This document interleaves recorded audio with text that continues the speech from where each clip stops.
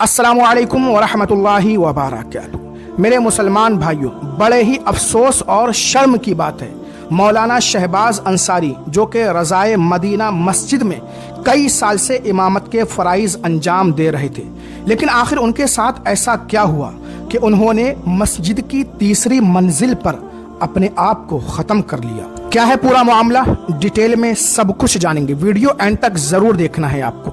लेकिन उससे पहले मैं आपको एक ऐसे जिंदा इमाम साहब की वीडियो दिखाने जा रहा हूं जिसे लोगों ने, मस्जिद के जिम्मेदारान ने मुर्दा समझ लिया।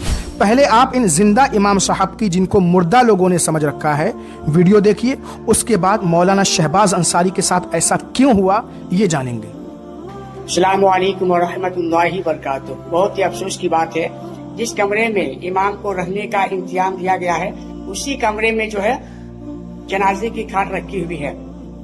जब जब सो के उठता हूँ तो सबसे पहले इसी की जियारत होती है, इसी खाट को देखता हूँ। जब अंदर आता हूँ रूम के अंदर तो सबसे पहले इसी की जियारत होती है, इसी खाट को देखता हूँ। और जब रात में सोते हैं तो कभी कभी ऐसा लगता है कि हमारा भी जनाजा जो है अब न जब इसी खाट पर जो है ले जाया जाएगा।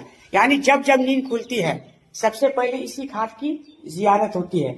आपके रूम में भी इसी तरह मैयत खाट को रखा हुआ है? आप कमेंट करके जरूर बताएं।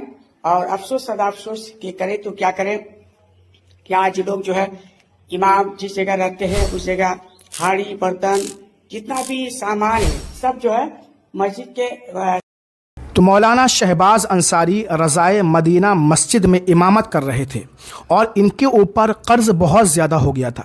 मस्जिद की जो सैलरी थी 6,000, 7,000, 8,000। इनका कहना ये था कि इतने पैसे में मेरी फैमिली का गुजारा नहीं हो पा रहा है, तो मैं कर्ज कहाँ से अदा करूँगा। कर्ज वाले मुझे परेशान कर रहे हैं, मेरे पास और कोई रास्ता नहीं है। मैं जानता हूँ मैं जो कदम उठा रहा हूँ ये हराम है, गुनाह है, लेकिन मैं मजबूर हूँ। मेरे प्यारे नाजरीन, मस्जिद के ज़िम्मेदारान, महल्ले वाले, कमेटी, मुक्तदी हजरात, मैं सबसे मुखातिब हूँ। क्या इसी तरीके से हम अपने इमामों को खोते रहेंगे?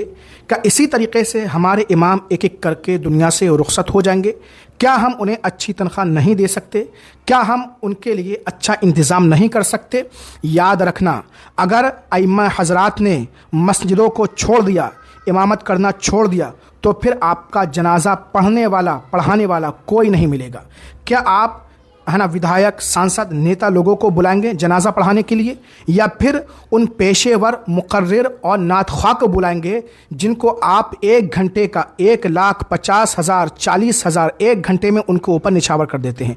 और जो इमाम दिनों रात आपकी खिदमत करता है, आपके जनाजे पढ़ाता है, आपके निकाह पढ़ाता है, आपके बच्चों के कान में अजान देता है, आपके बच्चों का मुस्तकबिल संवारता है, आपकी आखिरत संवारता है, आपके बच्चों को पढ़ाता है, 3 40वां फातिहा, इमाम नहीं बल्कि खादिम कह लीजिए, नौकर कह लीजिए, दिनों रात आपके दरमियान रहकर आपकी खिदमत करता है, लेकिन उसका हाल ये है कि उसको सही तनख्वाह नहीं दी जाती है, जिसकी वजह से मजबूर होकर, तंग दस्ती, मुफलिसी, मुख्तारी से तंग आकर वो ऐसा कदम उठा लेता है। आपके घर में किसी का इंतकाल हो जाता है तो आप उसका जनाजा पढ़ाने के लिए अपने मस्जिद के इमाम साहब को ही पुकारते हैं। आप उन पेशेवर, मुकर्रर, नातख्वाह को नहीं बुलाते हैं, और ना वो आएंगे पढ़ाने के लिए, क्योंकि आप जनाजे के नाम पर उन्हें 50,000 रुपये नहीं दे सकते। आप एक रात में 1 घंटे का उन्हें 1,50,000, 40,000 दे देते हैं, लेकिन अपने इमाम साहब को 1 महीने का 25,000, 20,000 रुपये नहीं दे सकते। कितने अफसोस की बात है। दीन को हमने कितना हल्का समझ रखा है। और ये मैंने जो आपको वीडियो दिखाई, जिंदा इमाम साहब, बताइए, उनके कमरे में, हुजरे में जनाजा यानी डोला रख दिया जिस पर मैयत को लिटाया जाता है। क्या आप लोग अपने घर में इसी तरीके से रहते हैं? क्या आपके घर में, आपके कमरे में मैयत का डोला रखा जाता है? अगर आप अपने कमरे में उसे रखना गवारा नहीं करते हैं तो फिर एक इमाम साहब के कमरे में, हुजरे में आपने मैयत का डोला कैसे रख दिया? कैसे आपके ज़मीर ने यह गवारा कर लिया? जो चीज़ आप अपने लिए पसंद नहीं करते हैं वो चीज़ इमाम के लिए पसंद करते हैं। अफसोस है, अफसोस है।